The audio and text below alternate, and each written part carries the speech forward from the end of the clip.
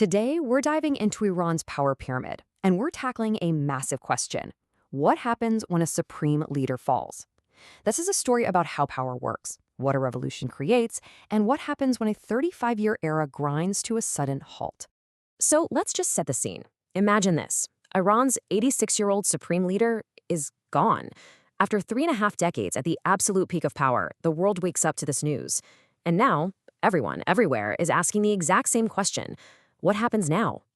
And we have to understand, Ayatollah Ali Khamenei wasn't just a leader.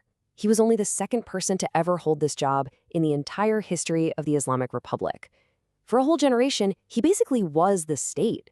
So his death isn't just a political shuffle, it's the end of an entire era. So what's the immediate answer? Did everything just fall apart? Well, no. The system actually has a playbook for this exact scenario.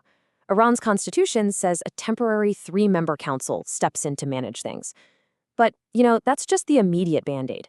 To really get what's going on and to understand what's really at stake here, we gotta rewind. We need to go back to the very beginning. Let's talk about the roots of this revolution. Because this whole idea of mixing religion and politics in Iran, it's not something that just popped up in 1979. Oh no, the roots go deep, way, way back. Over a century, in fact. And if you just look at this timeline, you can see it plain as day. Shia clerics have been at the very heart of political movements for ages. I mean, we're talking about protesting British influence way back in the 1800s, demanding a constitution in the early 1900s. This clerical activism was a major force long before the big revolution we all know about. So, how did the clergy get so powerful right before 79? Well, think about it. Under the Shah, his secret police, the Savak, were everywhere. Public spaces were monitored, and political expression was repressed. But the mosques became sanctuaries. They were known as bast, safe spaces where people could actually organize. And pretty soon, Friday prayers weren't just about religion anymore. They were turning into full-blown political rallies. Okay, so you've got this incredible grassroots energy building up, but that energy needs a direction, right? It needs a blueprint. And that brings us to the architect of the Islamic Republic himself, Ayatollah Khomeini. Now, if you remember one thing from this whole explainer, make it this concept. Velayat-e-Faqih.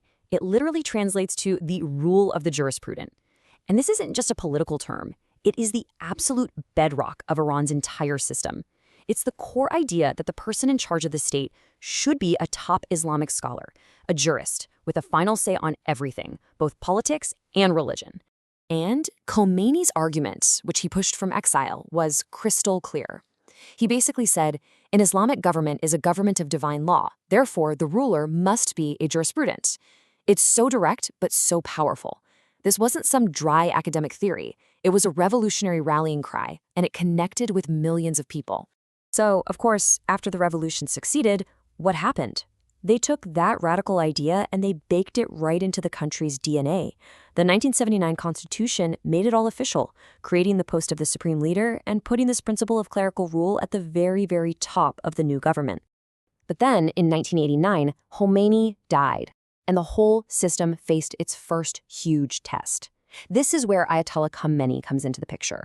His job wasn't going to be starting a revolution, but keeping one going. His entire long reign would be about taking that raw revolutionary power and locking it into place. It's a really useful way to think about it. If Khomeini was the revolutionary founder, Khamenei was the institutional consolidator. He'd already served as president during the brutal Iran-Iraq War, so he knew how the system worked. As supreme leader, he was a master at managing the complex state Khomeini had built, balancing all these competing factions to make sure no one group could ever challenge his own authority. And his leadership was just full of these contradictions. I mean, on one hand, he could be incredibly pragmatic. He's the one who approved the 2015 nuclear deal. But on the other, he was a hardliner, pushing this idea of a resistance economy to try and survive Western sanctions, all while facing these massive domestic challenges, like the huge protests after Mahsa Amini's death in 2022. Okay, so to figure out what happens next, we can't just look at the one person at the top.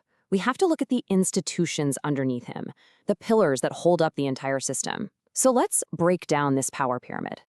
And this is probably the most important piece of the puzzle. Yes, Iran has elections for president and parliament, but the real, lasting power, it's concentrated in a whole network of unelected groups that answer only to one person, the supreme leader. First up, the Assembly of Experts. You can think of these guys as the ultimate kingmakers. It's a group of 88 senior clerics, and they have one job that is more important than anything else: choosing the next supreme leader. They are the ones in the room right now making that decision. Next, you have the Islamic Revolutionary Guard Corps, the IRGC. This is, you could argue, the most powerful pillar of the entire system.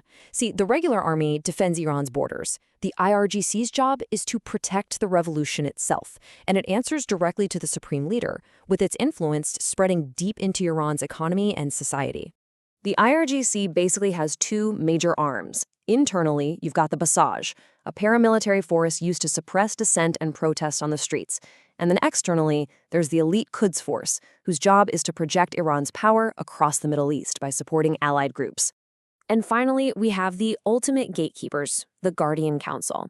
It's a powerful body of just 12 members, but they get to vet every single candidate for elected office, and they can veto any law that Parliament passes. In short, their job is to make sure every politician and every law stays in line with the state's ideology. So, with that whole structure in mind, let's circle back to our original question. A new leader is going to be chosen from inside this very system, but what kind of Iran will they actually inherit? Well, the challenges are just immense. You've got a national economy that's been crippled by international sanctions. You have a society that is simmering with demands for more political and social freedoms.